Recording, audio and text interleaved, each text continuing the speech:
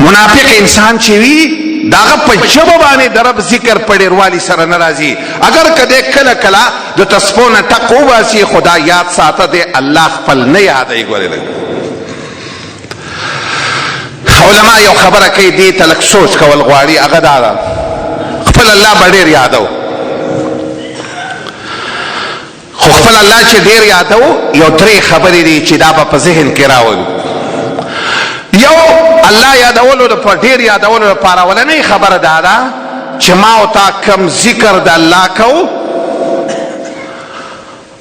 نو ما او تا به په معنا پوهیږو چې دا کم ټکی چې و د دې څه معنا ده. یو سړی دی چې هغه وایي سبحان الله سبحان الله، د دې ذکر خو ډېر فضیلت دی، ډېر زیات فضیلت دی. صحیح حدیث ته مسلم کې راغلی د الله نبی فرمایي احب الکلام الی الله اربع، د الله خوښې خبرې څلور خبرې د الله ډېرې خوښې دې خبرې الله سره مینه کوي، رب العالمین و سره محبت کوي. هغه څلور خبرې کوم دي؟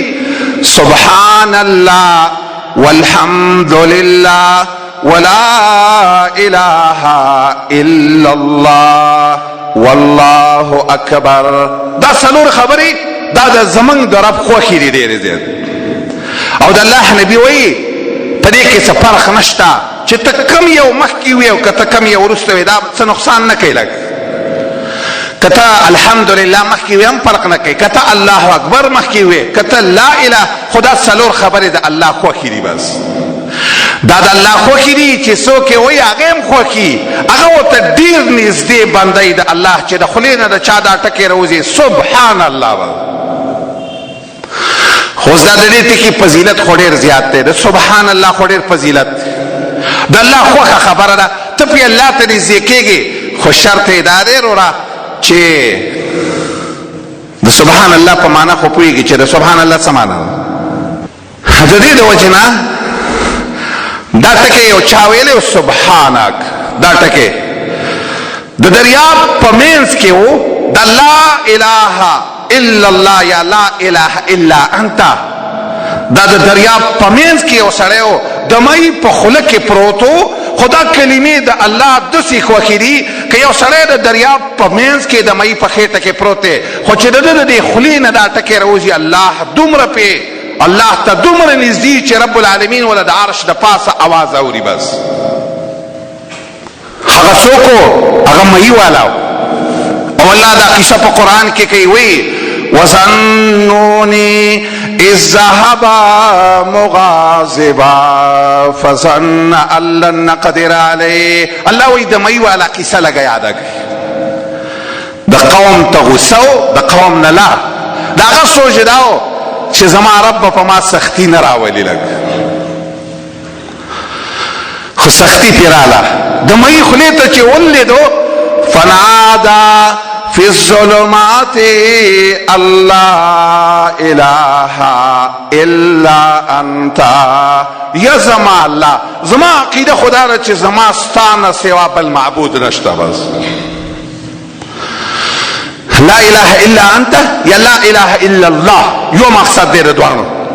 دا اوس یو سړی د خولې نه راوباسي، ته پرې الله ته ډېر نږدې کېږي، خو په دې خبره هم ځان پوهه کړه چې لا اله الا الله څه معنا ده. لږ شیخ عبدالقادر جیلانی رحمه الله یو خبره کوي، ځینې سړی وایي لا اله الا، هغه وایي کیف تقول لا اله الا الله وفي قلبك كم اله.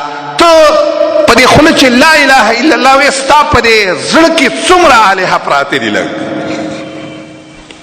هر څه دا خبره کوله نو ذکر د الله دا ذریعه د قربت الی الله ده.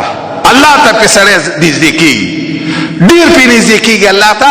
خو اوله دا خبره ده نه چې ته کوم ذکر کوې نو دې ته سوچ وکړه چې ته په معنا پوهېږې که نه پوهېږې. لږ او دویمه خبره هغه دا ده چې آیا ته د الله دپاره دا ذکر کوې که د چا دپاره کوې. ځینې سړی به یې داسې الله به یادوي، ذکر د الله به ډېر کوي، خود الله د پاره نه کوي لګ خلقو ته ځان کوي لګ د منافقانو په باره کې الله وایي یراؤون الناس ولا يذكرون الله الا قليلا. منافق سړی خلقو ته ځان ښکاره کوي چې زه ښه سړی یم.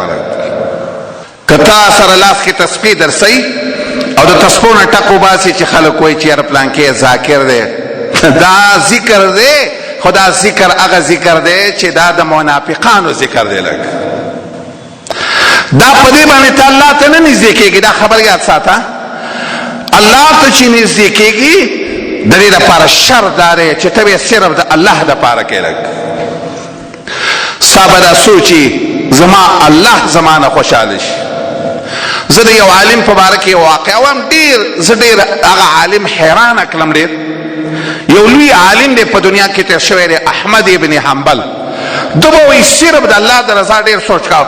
کله به چې ملګرو ته تقریر کاو بیان کاو په دې بیان کې به کله کله د ده په دې اواز کې خشوع عاجزي جړا راغله. چې جړا به راغله نو دا به سوچو چې زما دا ملګري چېرته په ما پوه نشي چې ګنې دی دومره د الله نه یېرېږي چې د دې بیان په دوران کې دی جاړي. نو زر به یې دې خولې ته دا خپل څادر داسې ونیو او وبه ویلې یاره زکام ډېر بد شی توریه به یې کوله. یعنې مقصد به ملګرو ته دا ښکاره کوله چې ګنې زما د زکام د وجې نه د اواز خراب شو لږ. او کله کله به چې په دې کار ونه شو نو وبه ویلې کور ته لږ ننوځم کور کې مې کار دی. کور ته به ننوتو چې کله به حال بیرته برابر شو بیا به یې د حق ځای نه بیان او تقریر او درس شروع کولی. والله دې خبرې ته سوچ وکړه زما او ستا د دې ذکر نه ذکر کثیره لپاره دا خبره ضروري ده چې ما او تا به خپل رب رضا کوله. او اهمه خبره پکې بله دا ده چې اتباع د سنت د محمد صلی الله علیه وسلم به پکې ده. د نبی طریقه به پکې ضروري. یو سړی دی ذکر کوي اوس دا ذکرونه هم ډېر راوته خلک داسې ذکرونه هم کوي جوماتونه کې ناست دي په زوره زوره باندې ذکرونه کوي او حلقې لګېدلي. دا د نبي دا صحابو دا خبره بده ګڼلې. دا طریقه د نبي نه وه. صحابو به ذکر د الله څنګه کاو ذکر به یې داسې کاو. عمر بن الخطاب رضی الله تعالی ابو موسی ته ویلي یا ابا موسی ذکرنا ربنا موږ ته خپل رب را یاد کړه. نو ابو موسی به منبر ته وخوته. ابو موسی چې و دل الله یو اواز ورکړی و ډېر خوږ اواز یې و. دی به چې کله منبر ته وخوته او قرآن به وه د ټولو صحابو باندې به یې داسې اثر کاوه. بس دې ته د الله ذکر وایي چې ملګري را جمع شو راځئ کښېنئ الله یاد کو خپل